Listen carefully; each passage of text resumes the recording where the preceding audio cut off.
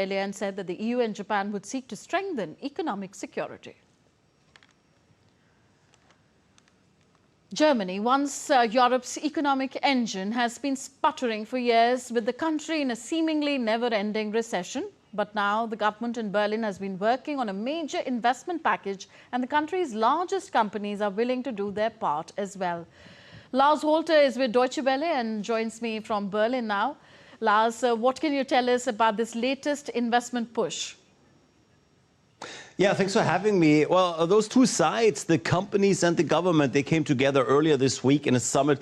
Unlike the ones we've seen before, 61 major German companies were represented, meeting with Chancellor Merz, and they were discussing big plans and big numbers. Now, one big number, of course, had been known for a while. The government has long said that they would invest 500 billion euros in infrastructure that would include improving roads and bridges, but also the energy grid, communication systems, all, of course, with a double goal to make Germany more competitive on an international level on the one side, and then on the other side, and just as importantly, to create jobs in a number of sectors here.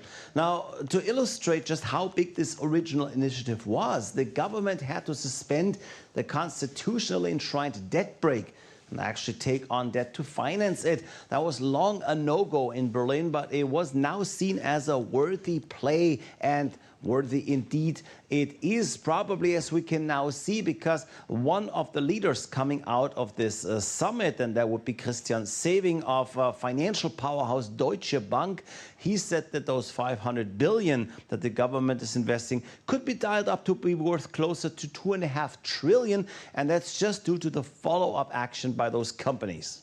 Okay, so what exactly are the companies planning to do? What will their investment look like? Well, that is, of course, the trillion-euro question here, but let's look at two companies that are at the heart of the initiative. Excuse me.